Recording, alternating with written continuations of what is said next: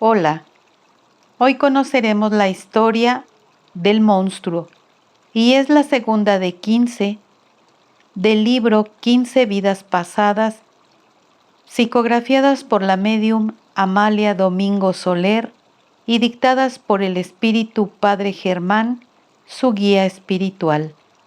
Que la disfrutes, pero sobre todo que provoque un cambio en ti.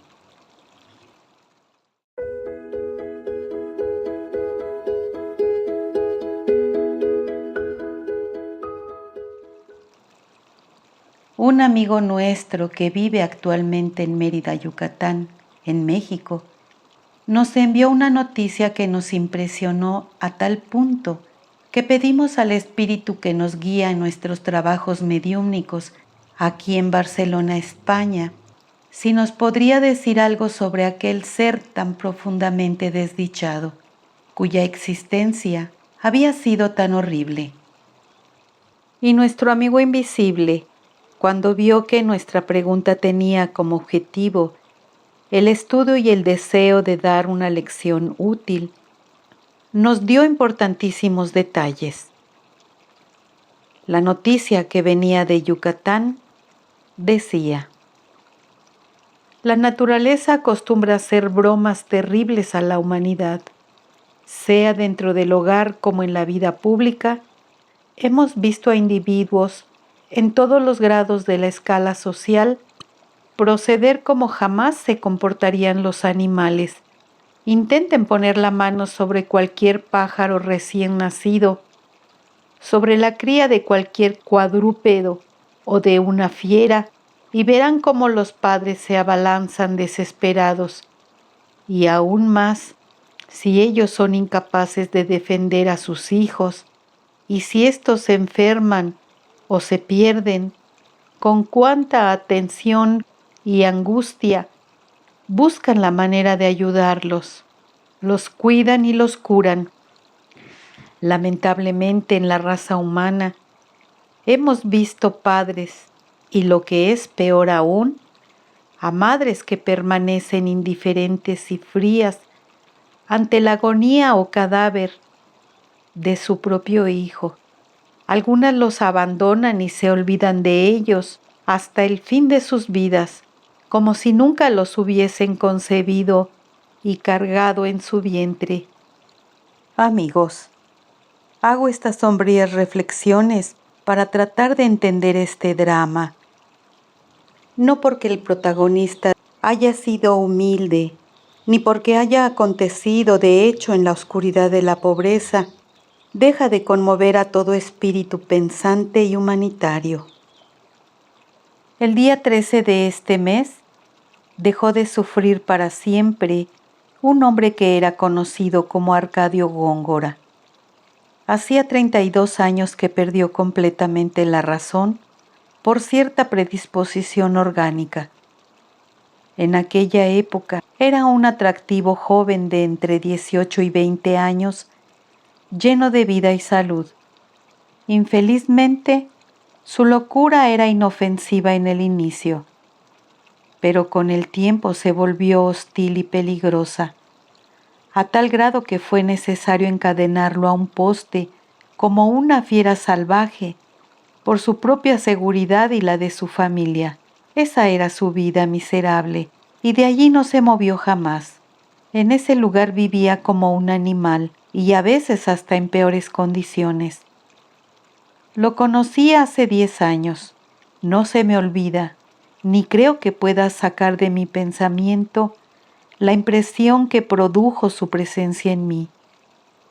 Se sentó con el codo derecho en la rodilla y la mejilla en la palma de la mano. Ahí había una pequeña red, que era todo lo que tenía en esa barraca sucia y en ruinas donde él vivía. La barraca era triste y aislada de los demás. Él era como un paria, un apestado. Permanecía con un pie firmemente atado a un poste con un grillete. Tenía los cabellos, las patillas y las barbas muy desarregladas y crecidas. Le caían sobre los hombros, el pecho y la espalda reflejaban que en algún tiempo tuvo buena forma, pero que ahora estaba desfigurada. Los negros y grandes ojos estaban saliéndose de sus órbitas.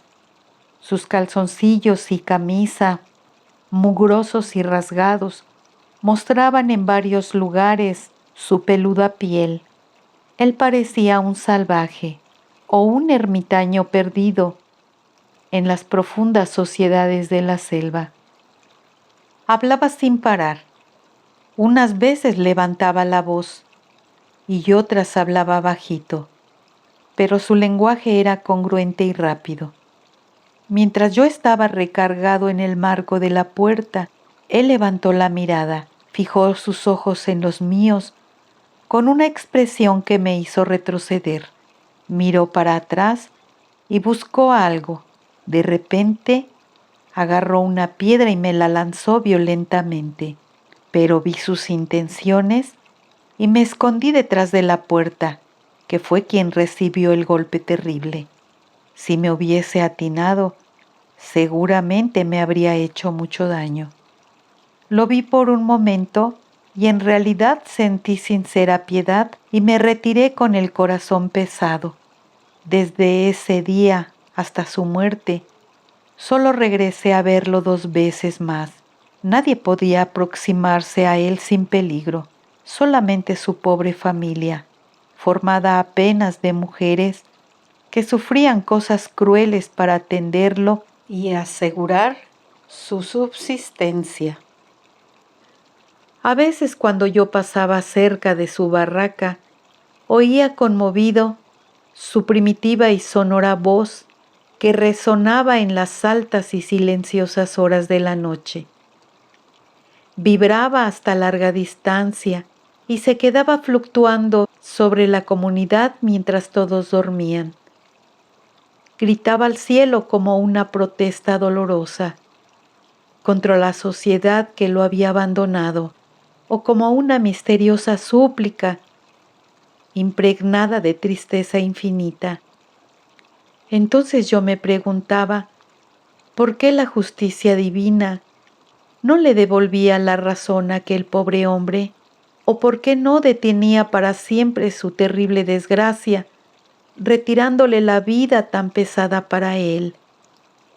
A pesar de no tener conciencia de su estado, finalmente, ante el aniquilamiento de sus fuerzas, se veía obligado a callar, a rendirse y a tener unos breves momentos de descanso, pues decían que nunca dormía.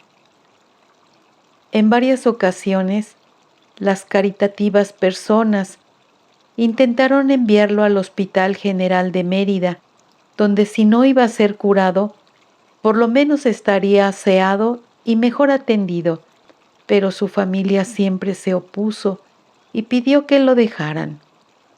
Consideraban que aunque no lo pareciera, siempre estaría mejor como estaba que en manos ajenas. Grave error que perjudicó aún más a ese infeliz demente. Un día empezó con un dolor en la barriga que lo fue consumiendo lentamente. Eso agravó su situación hasta que anticipadamente partes de su cuerpo empezaron a ser devoradas por los gusanos. El día 13 del presente mes, la providencia divina se apiadó de él, poniendo punto final a sus sufrimientos terrenos. Tenía entonces 52 años aproximadamente y estuvo demente durante 32. Dicen que antes de su muerte, la razón fugitiva cintiló sobre su espíritu, como esos relámpagos que rasgan fatídicos la oscuridad profunda de una noche de tempestad. Cuando se desprendió de su miserable cuerpo, lastimosamente dijo: «Vengan, hermanos, finalmente llegó la hora de mi muerte». Cuando la muerte ocurre de esta forma, debemos pensar que es una bendición en vez de lamentarnos. En estos casos, la muerte, lejos de ser un mal, debe ser visto como una dádiva del Creador. paz al espíritu Arcadio Góngora, que descanse en la mansión de los mártires. F. Pérez Alcalá, Yucatán, México, 19 de diciembre de 1882. Comentario de la médium. Como nuestros lectores comprenderán, esta triste historia abre espacio para reflexiones serias y dolorosas. Si no hay efecto sin causa, la causa de este efecto deplorable debe ser horrible. Lamentablemente, no nos equivocamos en nuestros cálculos, pues nuestro amigo invisible nos dijo en la psicografía lo siguiente: grandes remordimientos están en el aire sobre la vieja Europa, que conquistó a hierro y fuego los países llamados del Nuevo Mundo y otros bellos continentes. Es grande la responsabilidad que tiene España en esas luchas terribles, en esas matanzas fratricidas, en que sucumbían tantos hermanos nuestros. Los hombres que se llamaban civilizados fueron más bestias y más salvajes que los nativos. Ellos fueron más desnaturalizados y más brutales que las mismas fieras. Cuántos crímenes fueron cometidos en esas tierras distantes, en sus tierras vírgenes. Cuántas víctimas fueron sacrificadas en nombre de las más pervertidas, desenfrenadas e inmundas pasiones. Causa horror leer la historia de los hombres de la tierra, que están manchadas con todos los vicios, inmersos en la sensualidad y en la perversidad. Grandes expiaciones están sufriendo muchos seres en la tierra, y tengan por seguro que si tuviesen que pagar ojo por ojo y diente por diente, pasarán siglos, diversas vidas, hasta que logren reequilibrar en el universo aquella que un día desarmonizaron. Es por eso que muchos hablan de las penas eternas, porque viven la incesante continuación de su martirio, a pesar de la intervención de la misericordia divina. Como las leyes de Dios son inmutables y deben ser cumplidas, necesariamente tienen que sufrir todos esos dolores, todas las agonías que los hombres hicieron padecer a otros, regocijándose en su tormento. La única ventaja de que disponen los seres que deberán expiar es que ningún ser de la creación le faltará a alguien que lo quiera. Miente aquel que dice que está solo. Todos los hombres están acompañados. Siempre hay un alma protectora. Y si no tuvieran a nadie, aún así existe esa raza irracional muy amiga del hombre, el perro, símbolo de la fidelidad, que con un leve cariño sirve de guía, de compañero y participa de las tristezas y alegrías. Eso en la vida terrena, pero fuera de la vida material están los espíritus protectores, dándole ánimo y resignación en las horas de sangrienta agonía. Si los hombres estuvieran solos, como algunos dicen, ¿qué sería de esos infelices? Sin duda caerían aturdidos, sobrecargados ante el dolor y la soledad. Cuando el cuerpo se entrega al descanso, si su espíritu no encuentra una mano amiga para orientarlo, o una voz amorosa que venga a preguntarle, ¿a dónde vas? ¿Usted cree que los hombres tendrían fuerza para reanimar su cuerpo y comenzar el trabajo de un nuevo día? No. Las necesidades del alma son las del amor. Y sin ese alimento esencialmente divino, nadie puede vivir, así como las flores necesitan del rocío y los pájaros no viven sin sus alas. Cuando sus expiaciones les obligan a carecer de familia, de hogar y de seres afines, entonces ellos tienen que permanecer en una doble prisión, separado de sus semejantes y con la razón oscurecida. El hombre es un ser social por excelencia, siente interés por formar una familia. Como es miembro de la familia universal, recuerda su origen. Sin los lazos de amor, de amistad, de parentesco, de simpatía, no puede vivir. Por eso no falta alguien que lo quiera, en el plano visible o el invisible. Entonces la criatura infeliz dice muchas veces: me gustaría mejor estar siempre durmiendo, porque durmiendo soy más feliz y así no me acuerdo de mis desgracias.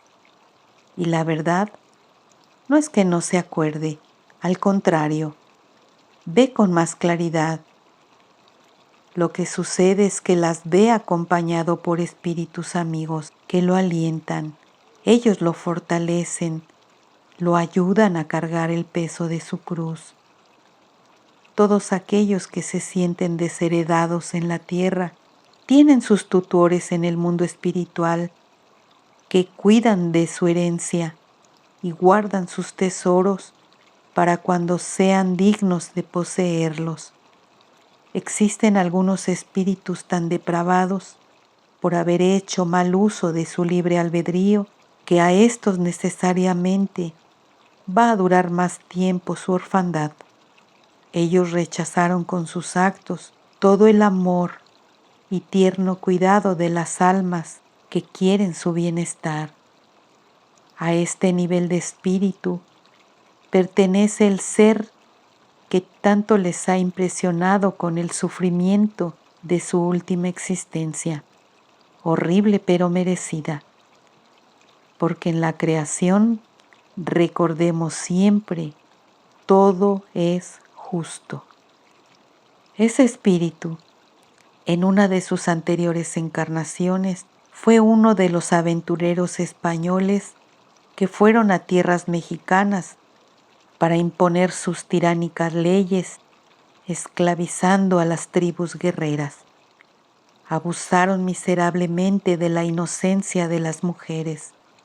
Se enriquecieron de manera escandalosa con la usurpación y el pillaje, cometiendo todo tipo de atrocidades, imponiendo su voluntad soberana sobre pueblos enteros. Él se volvió un tirano tan cruel que su crueldad llegaba a rayar en la frontera de lo inverosímil. Parecía imposible que aquel hombre hubiese recibido la vida de manos del Creador. Si pudiésemos admitir dos poderes, una del bien y la otra del mal, por así decirlo, ese pobre ser sería el hijo predilecto del príncipe de las tinieblas. De ese tamaño era su perversidad. Era brutal y libertino hasta la exageración. Los más bellos jóvenes y jovencitas tenían que ceder a sus impúdicos deseos, pues su exacerbada depravación fue el martirio de esos pobres esclavos. Y muchas otras cosas terribles aún hizo, hasta que uno de sus esclavos lo asesinó mientras dormía exhausto por la embriaguez. Su vida fue llena de crímenes horribles. Él sentía placer practicando el mal y era consciente que su proceder era perverso. En su camino encontró hombres de corazón que se propusieron educarlo, pero él los rechazó. Por todo eso, su expiación debe corresponder a la gravedad de su culpa. Él ya encarnó diferentes veces, siendo la desgracia su patrimonio. Hizo tanto mal, pero aún así, en todas sus existencias, ha habido alguien que le quiera. Nunca nos vamos a cansar de decir que por más criminal que parezca un hombre, no debemos corregirlo a través de la violencia. pues mucho de malo ya trae en sí mismo debido a la enormidad de sus crímenes. ¿Dónde existe mayor desgracia que en el crimen? ¿Qué infierno puede ser comparado con la serie interminable de penosas encarnaciones que tendrá que sufrir el espíritu rebelde inclinado al mal? En algunas encarnaciones, la locura, en otras, deformidades terribles, en aquella otra, la miseria con todos sus horrores y vergonzosas humillaciones, en otras, sufrimientos que nos es imposible enumerar, porque para sumar todas las pruebas dolorosas que podría experimentar, no existen números suficientes para decir el total. Después de esas encarnaciones horribles, vienen esas existencias cansinas, tristes y solitarias. En esas existencias, la vida es una decepción continua. El espíritu ya se inclina para el bien, pero su amor no encuentra recompensa. Las almas, aparentemente ingratas, miran con indiferencia los primeros pasos de aquel pobre sufridor que quieren amar, pero que les cuesta trabajo depositar su cariño. Esas existencias son muy dolorosas, y esa es la expiación sufrida actualmente por la mayoría de los seres que habitan la tierra. Son espíritus de larga historia que sembraron horrores y crueldades. Es durante este periodo cuando el hombre necesita saber algo de su vida, porque ya tiene conocimiento suficiente para comprender las ventajas del bien y los perjuicios del mal. Todo llega en el tiempo preciso. Por eso nosotros estamos entre ustedes, para despertar la atención de los hombres. Esa es la razón por la que han estado sucediendo los fenómenos mediúmnicos de efectos físicos y de muchos otros tipos, como moviendo las mesas, objetos, cambiándolos de lugar, haciendo ruidos, etc. Estos fenómenos que sucedieron en diferentes puntos de la tierra son las voces de los espíritus, porque era necesario que los hombres comprendieran que no están solos en el mundo, y con esto vamos a evitar muchos suicidios. Y a muchas almas enfermas les hemos devuelto la salud. A un gran número de sabios orgullosos les hemos demostrado que la ciencia humana es un grano de arena en comparación a la ciencia universal infinita. Realizaremos una enorme revolución, porque llegó la hora del progreso para las nuevas generaciones de este planeta. El hombre está comenzando a conocer la verdad. Si ahora la rechaza, es porque la luz lo deslumbra, pero finalmente va a acostumbrarse a ella. Aumentarán el círculo de la familia de la tierra y verán en los espíritus a los miembros de su familia universal. Ustedes serán más compasivos con los criminales cuando sepan que también ustedes lo han sido, y tal vez mañana, quién sabe, lo vuelvan a hacer. Al espíritu apegado al mal le cuesta mucho encaminarse hacia el bien. Es como el bebé que da un paso y retrocede 5, inclusive recorriendo el mismo camino. De la misma forma ustedes actúan, y así también actúan todos los espíritus de la creación, con la diferencia que algunos tienen más decisión que otros y más valor para sufrir el castigo que en realidad a sí mismos se impusieron.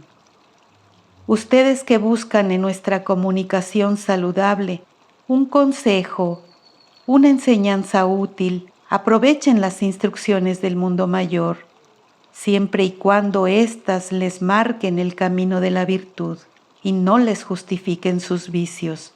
Desconfíen siempre de todo espíritu que les prometa mundos de gloria. Estudien su historia, miren para sí mismos, sin pasión, y verán que la humanidad es muy atrasada, es pequeña, microscópica y llena de defectos. Los humanos son celosos, vengativos, envidiosos, ventajosos, amigos de sí mismos, pero no de su prójimo.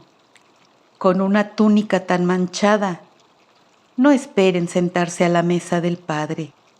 Para eso necesitan cubrirse con ropas brillantes para poder penetrar en esas moradas donde no existe el sufrimiento, sin que por esto los espíritus dejen de entregarse al cultivo de las ciencias y al trabajo noble de investigación, porque ellos siempre tienen algo más para aprender.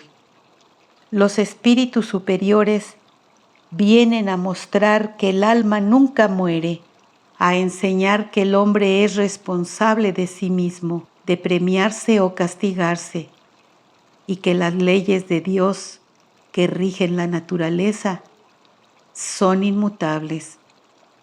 Nosotros venimos para aconsejarlos, para fortalecerlos, enseñarles a conocer la armonía universal, para contar la historia de sus errores de ayer, el porqué de sus infortunios de hoy. Esta es la misión de los espíritus superiores que están cerca del hombre, para estimularlos a trabajar, para fortalecer su razón que los conducirá al perfecto conocimiento de Dios.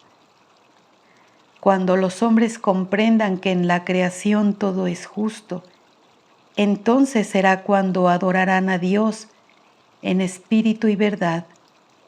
Alabarán su nombre con las hosanas prometidas por todas las religiones, esas hosanas que aún no han sido cantadas en la tierra por la raza humana. Las aves son las únicas que las entonan cuando saludan al astro del día que espléndido aparece en el horizonte. Recuerden siempre que no hay lamento sin historia, ni buena acción sin recompensa.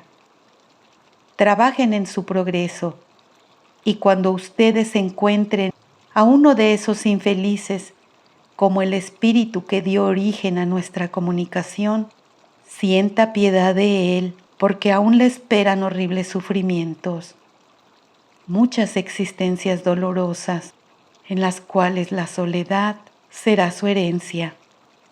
Como ya dijimos antes, el espíritu nunca está solo. Cuando el alma está enferma, se refleja en el cuerpo del hombre. Es cuando aparecen esas enfermedades graves, y en la convalecencia está tan delicado, tan impertinente, tan caprichoso, exigente, que toda su familia tiene que mimarlo, acariciarlo, prestarle los más tiernos cuidados. Eso mismo exige el espíritu cuando deja el caos de los errores y comienza su rehabilitación. Él quiere el amor de la familia, la simpatía de los amigos, la consideración social, y como no lo merece, no lo tiene. A pesar de no faltar un ser que les quiera y de ellos se compadezca, eso no es suficiente. Ellos quieren más, corren deseosos tras un fantasma, ese fantasma que los hombres llaman felicidad, y como el judío errante de la leyenda, atraviesan el mundo sin encontrar un lugar para su descanso. La mayoría de los seres encarnados en la tierra son enfermos convalecientes, y solamente en los espíritus van a encontrar a los médicos del alma que van a calmar su insaciable sed.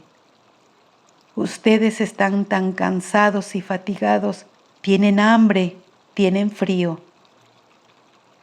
Descansen un poco, y sus amigos del otro lado de la vida quieren hacer menos dolorosa su jornada, demostrándoles con hechos innegables que en la vida infinita todo es justo.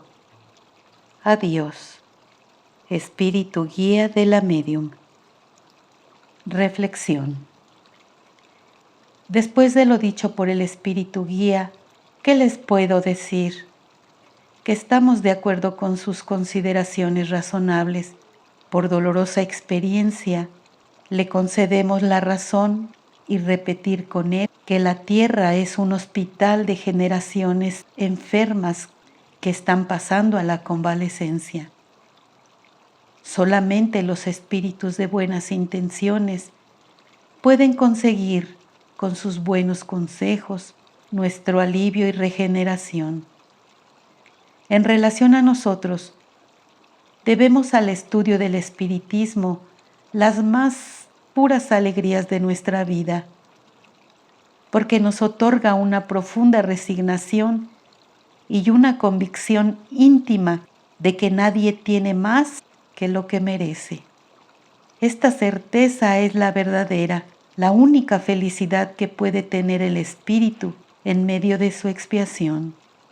Y cuando la soledad nos oscurece, cuando el desaliento nos domina, miremos al cielo y veremos en él los esplendores de la vida eterna y nos daremos cuenta que en realidad estar hoy aquí en la vida es solo un instante ante el infinito.